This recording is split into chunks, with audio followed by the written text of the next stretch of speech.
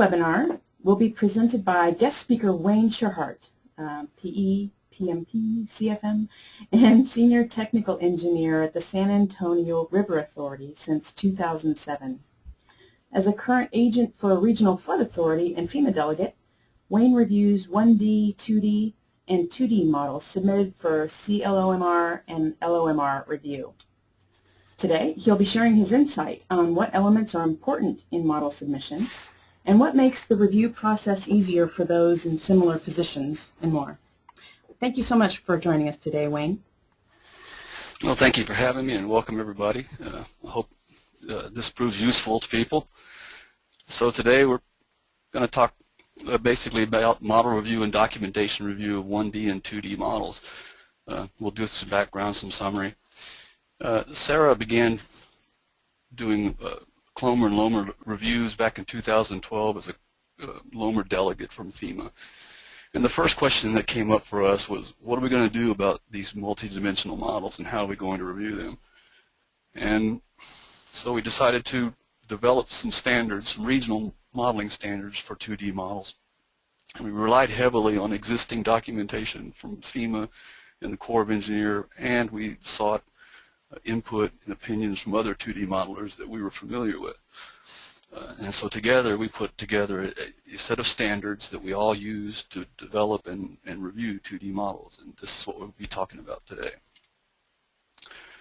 So the first thing I usually do whenever I develop one or review one of these models is I grab the reference manual, because I find that to be an invaluable piece of information. It provides me with all the recommended settings and recommended values of the software, so I find that handy. Once I get that in handy, I get the model, I typically will open it and try to run it. Now, frequently, one thing that's commonly missing is the 10. We always have to go back and request that. And the second one that comes up a lot is the GIS and CAD layers. And so I would say to anybody developing these models is that if you don't intend on submitting them to the reviewer, then please remove them but first. It makes it easier on us. And if you intend on submitting them, have those CAD layers and GIS layers in the model directory with the model. And it makes it easier to find, and it makes the review go quicker. Now for FEMA level, we have to have a running model, so we cannot accept any encrypted modeling from this particular software. But for communities, it might be different. So you might submit an encrypted model to a community that doesn't have the software, so they can review the settings and the results. But for us at FEMA, we always require a running model. So after I get into the software, I usually use the left side, which is all the directory basically. I call it the directory. I use that as my workflow.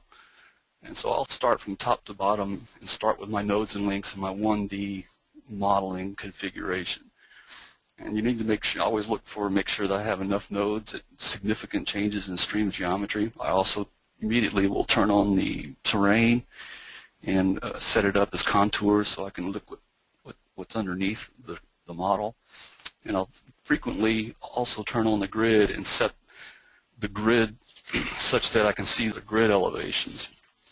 It helps me determine whether or not spill crests are set at the right level, and it helps me sort of get an idea of what the elevations are in relation to the terrain.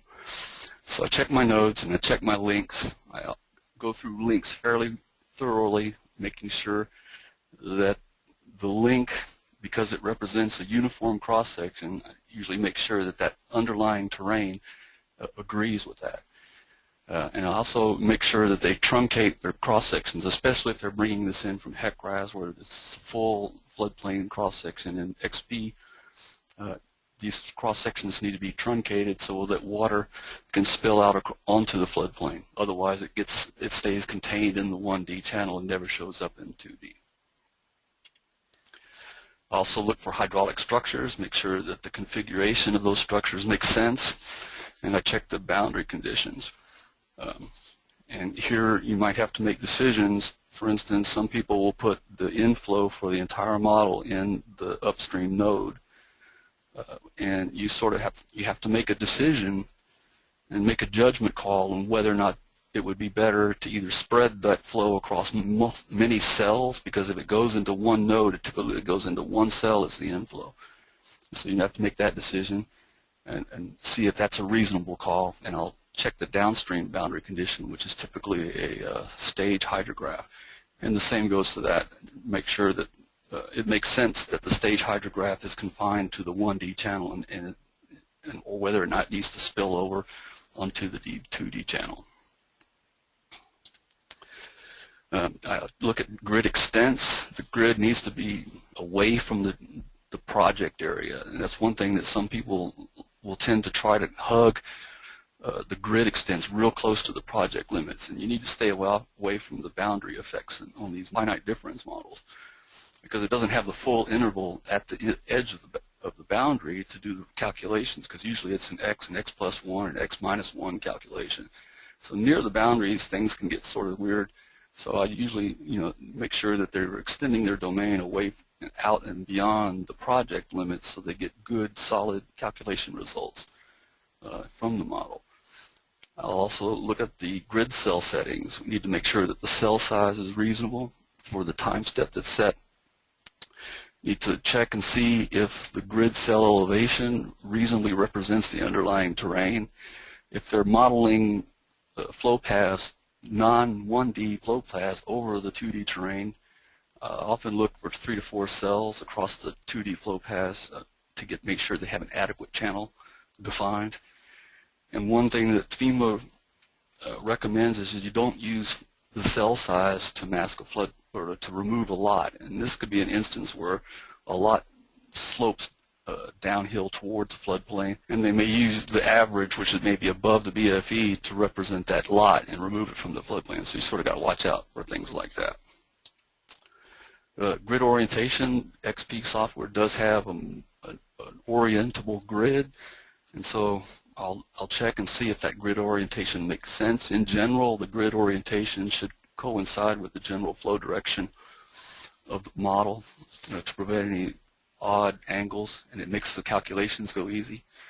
And I'll check how they're using active and inactive areas. Now, one thing that I found using these models is that if your default grid is set to active, you don't need active areas, and vice versa for inactive areas. And so if there are active areas present, I'll look into how they're being used and perform any sanity checks to make sure that they're reasonable, they're not being used to hide data or skew data. Like I said, similar thing goes for inactive areas. If the default grid is set to inactive, you don't need inactive areas, but you'll need active areas to define your flow, your active calculation domain. So I'll make sure that, once again, they're not using it to mask problems, or it's being used correctly, and see if there's any problems with that. Also, one thing that I've discovered with the 1D, 2D interfaces is that they need to be snapped to the inactive or active area boundaries when you're interfacing your 1D, 2D portions of the model. I have reviewed a model that ran and had an overall evaluation of being good, but the total model continuity area was 45%. And so that doesn't make sense when you look at it, and so we found that the problem with that is that the 1D, 2D interfaces were not snapped, and that fixed it. That reduced it down to less than 1%. So that's just a thing to check. You want to make sure that the 1D, 2D connections are connected to all nodes. Make sure they're not skipping nodes, and if they are, there should be a reason why. And they shouldn't stray too far upstream or downstream. I have seen instances where the 1D, 2D connection may be 600 to 800 feet upstream or downstream of the node location. And you can add vertices to these things and connect them, but they need to sort of stay around the grid elevation that they should be at. You want to check your head boundaries and your flow boundaries to make sure they're reasonable. And if it looks like they've got water leaving the domain, there should be a head boundary on that. If it looks like there's water coming into the domain, there needs to be a flow boundary on that, and make sure they're reasonable. Rainfall areas, our region, we specify that if these things are going to be used, that the community floodplain administrator approves them specifically. You have to be careful with them, because if the resulting flow in the model is different from the FIS flow change locations, then that could initiate a change in hydrology, which some people don't want to do, and you're going to have to go through all those steps in the FEMA development to show the hydrology and all the supporting information and update the FIS flow tables. In our region, we also use a different aerial reduction other than TP40, so you have to be aware of that and make sure that it's being applied correctly. If for some reason they're using flow constrictions, you need to make sure the settings are reasonable and look for the documentation in the documentation portion. On land use, I have a general rule for anything that's a polygon at XP Storm. Usually you can right-click a polygon and check the values. I check all values. With land use, you can check the values in the listing on the left. You can check the polygons in the mapping section, or you can check it under general data in the menus. But generally make sure the end values are reasonable. And we have been told by other experienced 2D modelers that the 2D end values tend to be higher than 1D end values. So that's where the reference manual comes into play a lot. You can look at that manual, see if they have recommendations with their software on end values. If they're using break lines or fill areas or the dynamic elevation shapes for any reason, I always check those and make sure that they're being used reasonably and they're not being used in a way that they weren't developed to be used. I'll check those fairly closely. The DTM, you need to check that and make sure that it covers the entire 2D domain so that it's not cutting short or ending up with some lower values in areas where it shouldn't be. It should be detailed enough and adequate enough for the study. And I check really, on our end as a review, we really can't check the accuracy unless it's documented with documentation, but on the developer end, they can make sure that it's accurate. Now, that's the geometry of the 1D and 2D models, and then I'll start looking for the reporting. You can turn on and off as you see fit to check it, but then also look for the time series outputs. I mean, XP software recommends that you place these output lines and head velocity nodes just inside each of the boundaries upstream and downstream of the structures, and anywhere where the community has specific interest on flows. I also recommend that you put them at FIS flow change locations to verify that those flows are met, and I also recommend that you put them upstream and downstream of the project and at the points where you expect to blend in with the effective profile to make sure that you're within 1/2 foot of the profile elevation. They're very useful, and they can be used to debug. They can be used to sort of guide the reviewer towards specific points that they're going to be looking for during the review. After I'm done with that, I'll go up to the configuration menu, and I'll check everything under the configuration menu. Check the runoff times. If they're using hydrology, check the time step, hydraulic time step. Look at the global data. Go through that and make sure that everything makes sense according to the project that's at hand. I'll check all the land use in values under the global data, etc. Also, I'll look and see if they're using interface files. I've had models that the box is checked that they're using them, but they don't submit them. So if you're using interface files during the development of your model, you just need to make sure that they're submitted with the model. Specifically for the 2D job control, the 2D model should be active. XP software recommends the starting points that you see on the screen for cell size. And you have to realize that cell size and time step have a relationship, and so does depth. Because these models are depth averaged, the size of the cell will impact the depth. And so that will change depending on cell size and time step. So you have to be aware that there's a relationship between cell size, time step, and the resulting depth, and set the cell size appropriately. So there needs to be something in the documentation that indicates that there was some sensitivity analysis or some sort of analysis that looked at that and the reasoning why you selected the one that was submitted. Also the Smagorinsky factor, which is a viscosity formulation factor, according to XP software, should be set between 6 and 10. So I'll check that and make sure that it's within the recommended values. After I check all the settings, I'll look at the results. And most of you who have used this software know where the results are located. They're under the results menu or through the checking on the left for the 2D results. Mainly just check if they make sense, if the water follows the channels, if it's where it's deep, is it deep where you would expect it to be deep? Do the overall overland area flows look relatively believable or realistic? And I'll check any of the flows entering and leaving nodes to make sure that that the flow change locations are met in the FIS. I also will look for areas where their velocities are unreasonably high.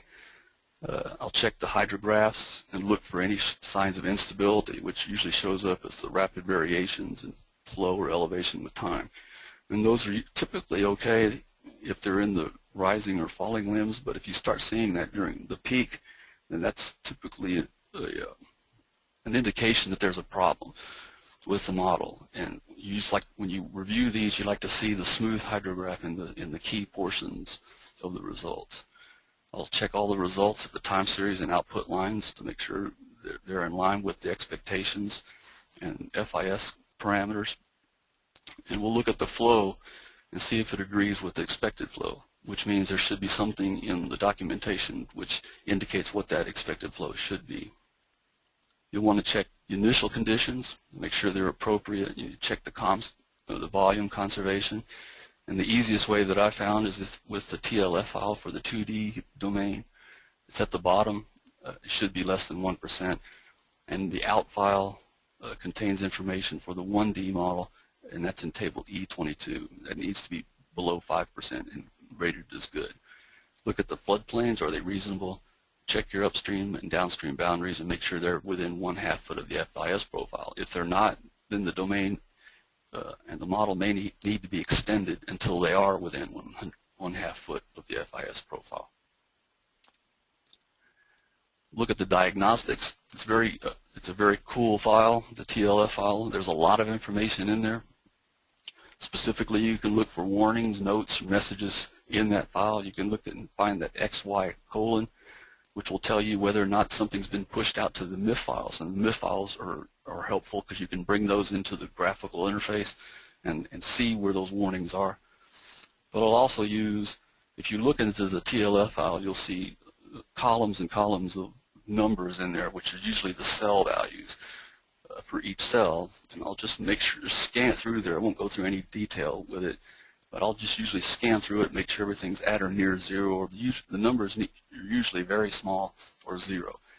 So I'll scan through there and see if there's anything that stands out, any big numbers, big positive numbers, or big negative numbers, which may indicate there might be some problems somewhere. And I'll also review the out file, which is the 1D model for errors, warnings, etc. And I'll look at the number of iterations. So if there's one element that's a high number of iterations compared to the rest of them, that may indicate that there's a problem at that location, and it may need to be something that I have to request more information on or have the modeler look into a little bit more. The messages file gives you all the messages during the runtime of the model, and that's helpful as well.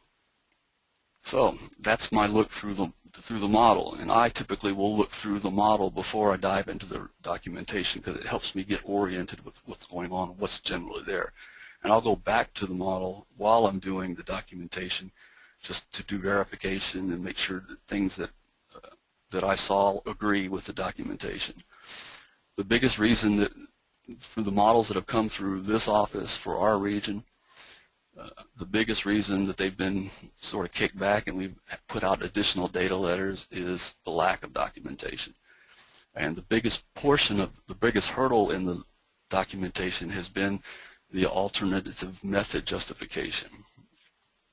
Now FEMA on the MT2 form makes a statement that says if an alternative hydraulic model is used, then it must be shown that the use of the original model is inappropriate and that the new model must be calibrated to produce the FIS profiles to 1/2 foot. So in our region, we interpret inappropriate as meaning that the original model was never designed to simulate that particular flow regime, or in some way, shape, or form that the model assumptions were violated. We don't accept a simple statement saying, well, the 1D model is inappropriate, so therefore we went 1D, 2D. We look for a lot more justification than that. And so if it's not there, then we turn the model back and ask for more information, or ask them to provide that justification.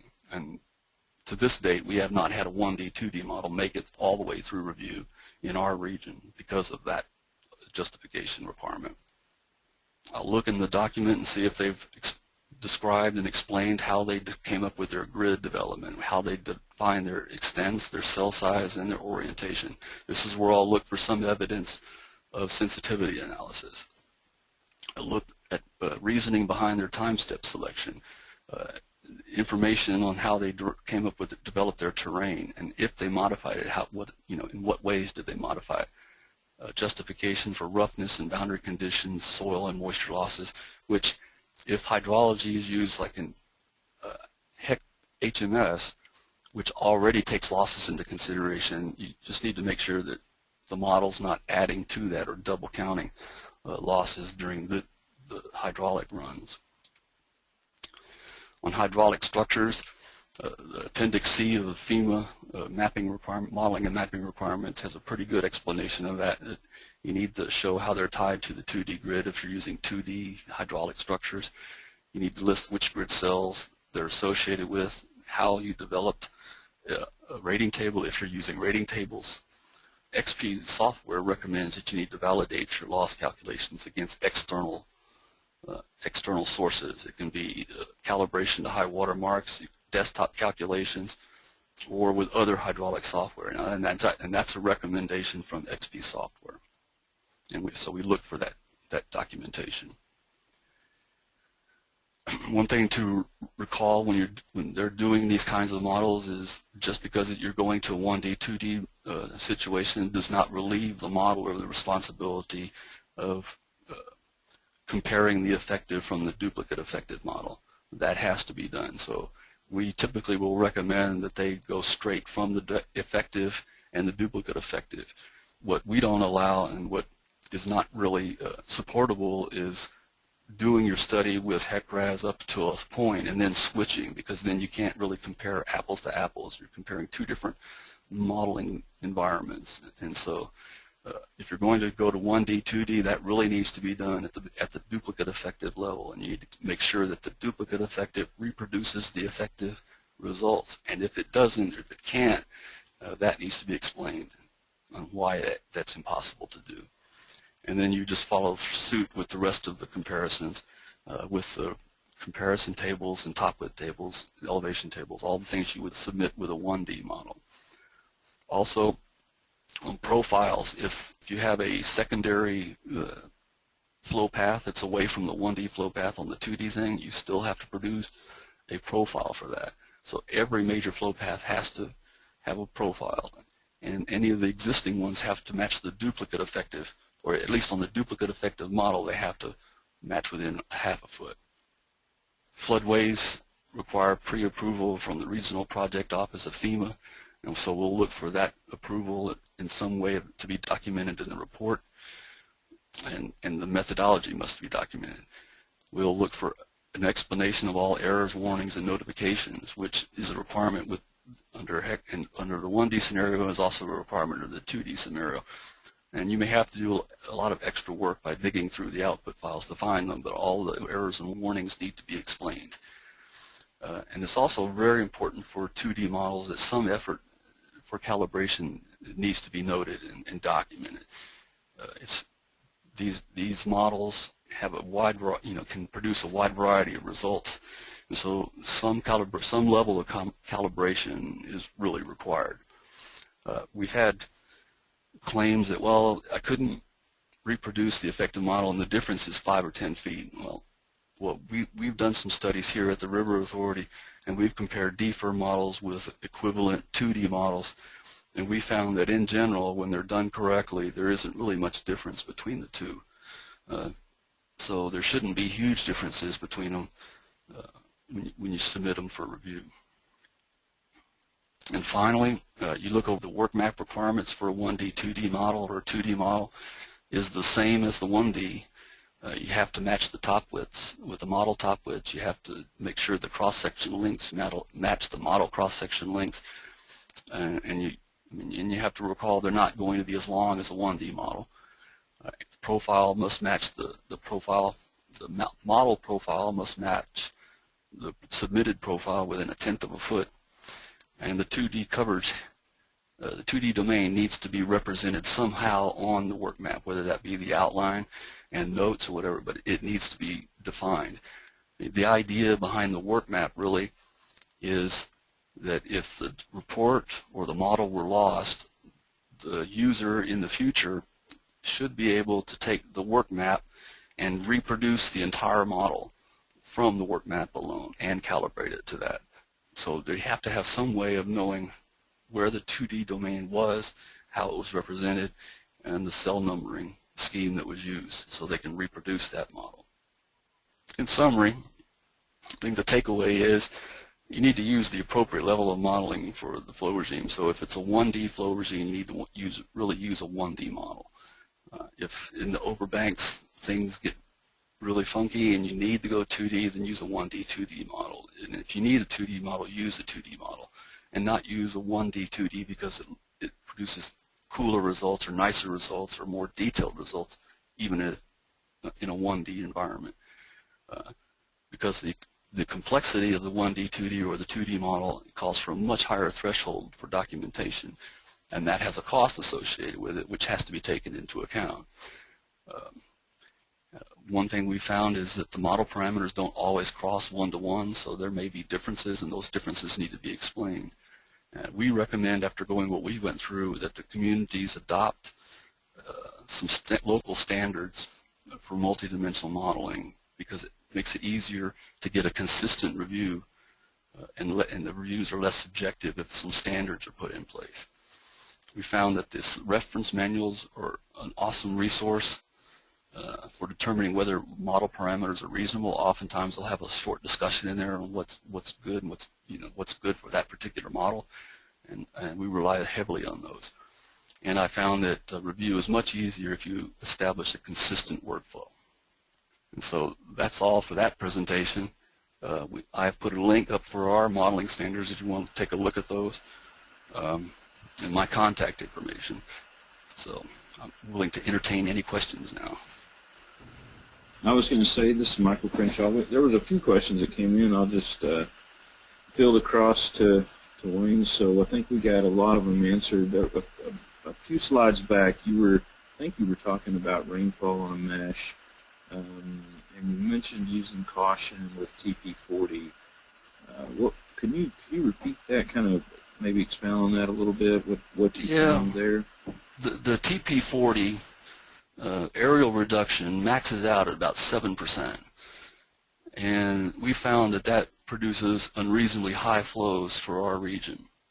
The USGS did a study for 3 regions in the state of Texas. I think it was Austin, Houston, and Dallas, and they developed a new set of aerial reduction which reduces rainfall at the 400 square mile watershed level by about 65%. And so we use the USGS aerial reduction so that on the bigger the watersheds, we don't get unreasonably high runoff values, because it's not unheard of for our creeks and rivers in this area to have 100-year floods in the hundreds of thousands of CFS, and so we don't want to aggravate that.